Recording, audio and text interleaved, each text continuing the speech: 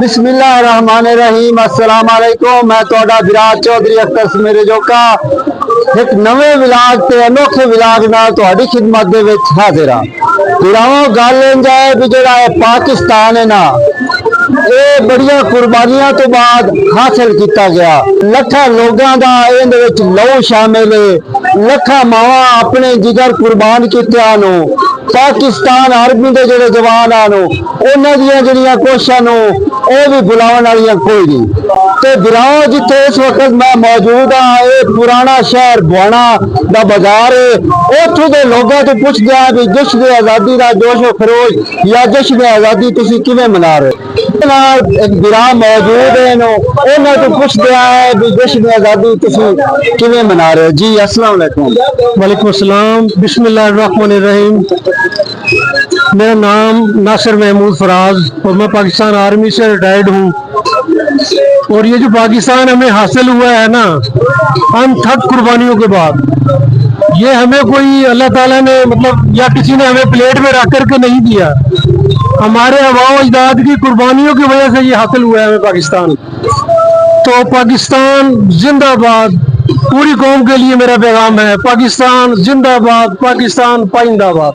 बिल्कुल असं एक स्टॉल से मौजूद है। उतों के बिरा दुकानदार साडे नाल मौजूद हैं। उन्होंने तो पूछते हैं भी जश्न आज़ादी तुसी किवें मनाइंदे पे हो, क्योंकि ये जो पाकिस्तान है ये बड़िया कुर्बानियां तो बाद हासिल किया गया। तो उन्होंने तो पूछते हैं। अस्सलाम वालेकुम सलाम। आज के हवाले नाल तुसी की आखो सर?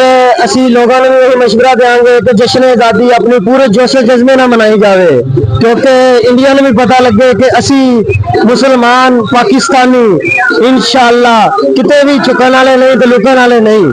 तो फिर भी इंशाअल्लाह ते जश्न आज़ादी फूल जोशे जज्बे ना मनाने हो। तो पाकिस्तान जिंदाबाद, पाक फौज पाइंदाबाद। जोश है, बड़ा जज्बा है। नाल दुकान भी ना बनाई हुई है, जिथे ना परचम पे स्टॉल लाए इन्होंने तो पूछते हैं भी तुहाडा की जोश है, की खरोश है, की याद हो। जी अस्सलाम वालेकुम। वालेकुम सलाम जी। सर मैं 14 अगस्त के हवाले ना ये कहना चाहवागा सारी आवाम को अपना जोशो जज्बे नाल 14 अगस्त मनानी चाहिए। तो असी भी स्टॉल लगाया वा, तो भैन भाई बच्चे बुजुर्ग सारे आन, इंशाअल्लाह उन्होंने फुल डिस्काउंट नाल सामान देंगे। तो ज्यादा उन्होंने को पैसे मुनाफा नहीं लिया जाएगा। तो अपनी जी 14 अगस्त और जोशे जज्बे ना मनाओ, क्योंकि असी यार की इंडिया को ताजी ताजी जंग जीते हैं जी। तो लिहाजा के जोशे जज्बे ना मनानी चाहिए 14 अगस्त।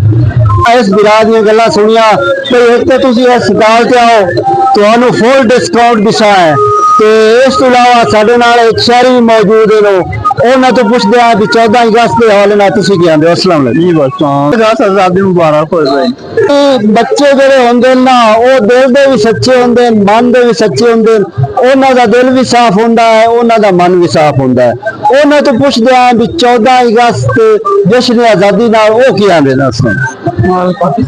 पाकिस्तान जिंदाबाद, पाकिस्तान जिंदाबाद, पाकिस्तान जिंदाबाद, पाकिस्तान जिंदाबाद, पाकिस्तान जिंदाबाद।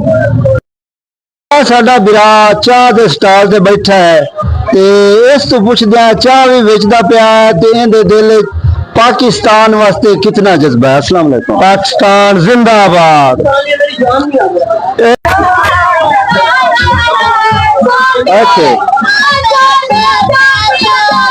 बिराओ खुआने की मशहूर मरूफ बानो मार्केट चप्पड़ गया। तो इतों की सजावट भी तुहानू विखाउणी है। तो इतों के जो दुकानदार उन्होंने जज्बात भी लैने भी पाकिस्तान के बारे तुसी की आखदे हो।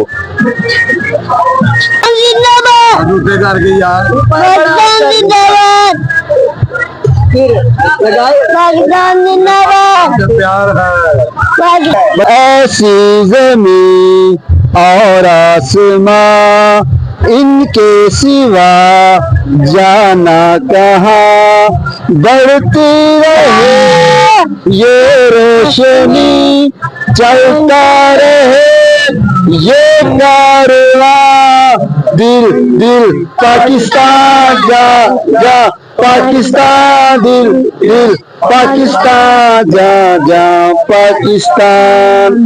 जी बिल्कुल बिरावो ये बानो मार्केट इत्थे बच्चों के कमांडो वाली वर्दी भी पई है ਮੁੜ ਜਿਹੜੇ ਬੱਚਿਆਂ ਦੇ ਵਾਸਤੇ 14 ਅਗਸਤ ਵਾਸਤੇ ਉਹਨਾਂ ਦੇ ਜਿਹੜੇ ਸੂਟ ਹਨ ਉਹ ਵੀ ਬਿਲਕੁਲ ਤਿਆਰ ਹਨ ਤੇ ਤੁਸੀਂ ਆਪਣੇ ਬੱਚਿਆਂ ਨੂੰ ਲਾਜ਼ਮੀ ਇੱਥੇ ਲੈ ਆਓ, ਸ਼ਾਪਿੰਗ ਵੀ ਕਰਾਓ ਤੇ ਨਾਲ ਨਾਲ ਤੁਸੀਂ ਇਹ ਜਿਹੜੀ ਜਸ਼ਨ ਆਜ਼ਾਦੀ ਹੈ ਇਹ ਖੂਬ ਜੋਸ਼ ਜਜ਼ਬੇ ਨਾਲ ਮਨਾਓ ਤੇ ਆਪਣੇ ਬੱਚਿਆਂ ਨੂੰ ਲਾਜ਼ਮੀ ਲੈ ਆਓ ਤੇ ਸਾਰੇ ਦੁਕਾਨਦਾਰ ਉਹਨਾਂ ਤੋਂ ਪੁੱਛਦੇ ਅਸਲਾਮ ਵਾਲੇਕੁਮ। वालेकुम अस्सलाम जी। 14 अगस्त जश्न आज़ादी हवाले नाल तुसी की आखो? 14 अगस्त की बड़ी प्यारी वैरायटी लाई है माशाल्लाह, बहुत प्यारा डिजाइन है, छोटे बड़े साइज हर किस्म के मिल जाने। सिर्फ 2 दिन रह गए, बड़ा प्यारा माहौल है। पाकिस्तान जिंदाबाद। ਸਾਡੇ ਨਾਲ ਇਸ ਵਕਤ ਬੁਆਣੇ ਦੀ ਇੱਕ ਵੱਡੀ ਤੇ ਬੜੀ ਅਹਿਮ ਤਰੀਨ ਸ਼ਖਸੀਅਤ ਬਾਬਾ ਮੁਨੀਰ ਮੌਜੂਦ ਨੇ। ਉਹਨਾਂ ਤੋਂ ਪੁੱਛਦੇ ਆਂ ਵੀ 14 ਅਗਸਤ ਜਸ਼ਨ ਆਜ਼ਾਦੀ ਦੇ ਹਵਾਲੇ ਨਾਲ ਤੁਸੀਂ ਆਪਣੇ ਖਿਆਲਾਤ, ਆਪਣੇ ਜਜ਼ਬਾਤ, ਆਪਣੇ ਅਹਿਸਾਸਾਤ ਕੀ ਆਖੋ ਵੀ ਪਾਕਿਸਤਾਨ ਜਿਹੜਾ ਕਿਤਨੀਆਂ ਕੁਰਬਾਨੀਆਂ ਤੋਂ ਪਿੱਛੇ ਹਾਸਿਲ ਹੋਇਆ ਤੇ ਇਹ ਕੀ ਆਂਦੇ? अस्सलाम वालेकुम जी।